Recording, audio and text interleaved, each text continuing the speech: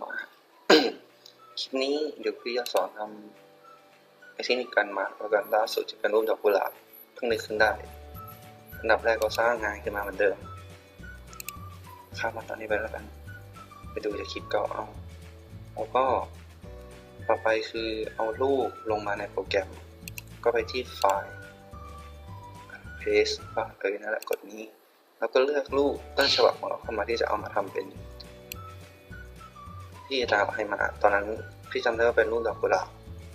พี่อันนี้พี่หามาจาก Google นะก็เอาลงมาปรับขนาดตามต้องการ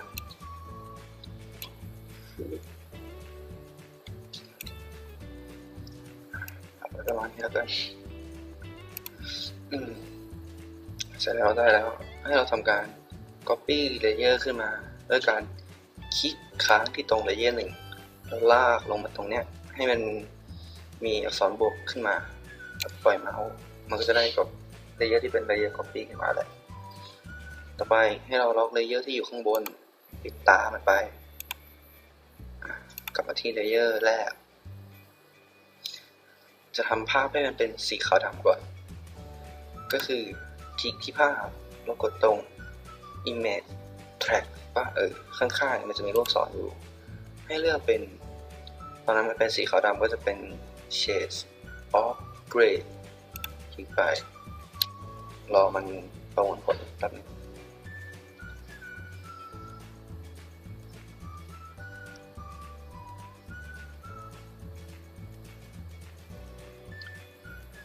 ทีนี้เราก็จะได้เป็นภาพที่มันเป็นเฉดสีขาวดำขึ้นมาแล้ว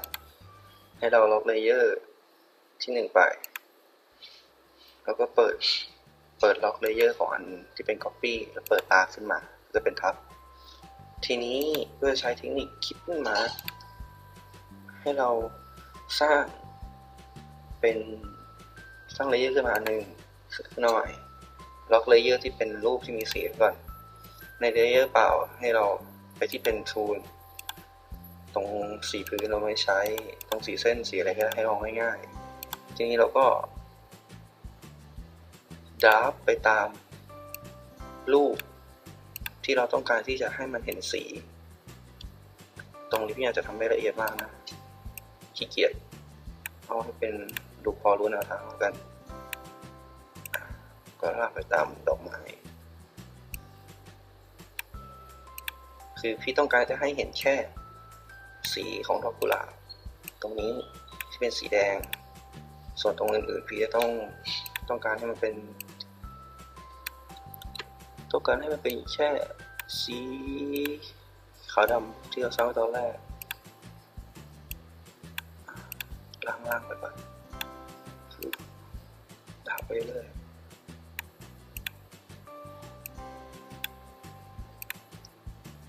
การมาร์กก็คือการที่เราทำขอบเขตขึ้นมาว่าเราจะให้มันเห็นแค่ไหนให้เห็นเฉพาะสิ่งที่เราสร้างขอบเขตไว้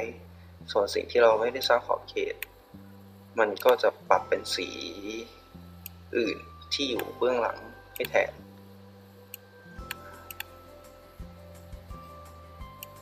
ไปเรื่อย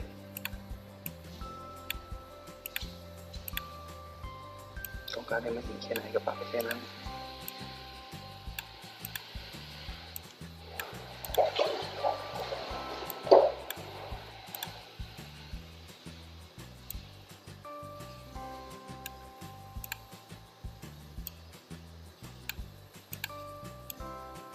อันนี้พี่อาจจะทำให้ละเอียดมากนะถ้าไปทำข้อสอบจริงๆก็ถ้ามีเวลาก็ทำให้มันละเอียดหน่อยแล้วกันแต่ถ้าเวลาจะไม่พอก็เอาแค่ให้มันพอดูเป็นรูปร่างพอแล้ว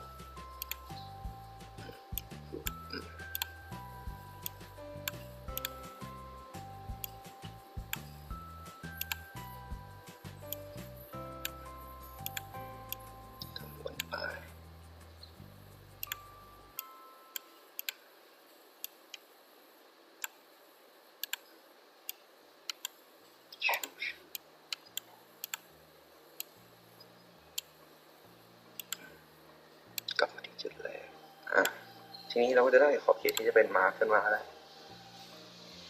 ก็เหมือนเดิมให้เรานึกถึงวิธีการท อะไรนะdisband อันดับแรกคลิกที่ไอที่เราสร้างเมื่อกี้ที่เป็นเส้นเวกเตอร์แล้วก็ไปคลิกที่กดชิปก่อน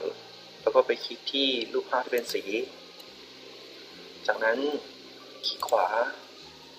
make clipping mark ฟึบทีนี้เราจะได้ออกมาแล้วแค่นี้เองขั้นตอนง่ายๆไม่มีอะไรเลยเลเยอร์ไหนที่เป็นเลเยอร์เปล่าเราทิ้งไปเสร็จแล้วเห็นไหมไอ้ที่เราสร้างขอบเขตไว้เมื่อกี้ก็คือมันจะทำให้เห็นแค่ตรงดอทที่เป็นสีนอกนั้นก็จะกลายเป็นขาวดำมันจะเห็นพื้นของข้างล่างเพราะเราเป็นเหมือนการตัดออกไปแล้วนี่แหละเสร็จแล้ว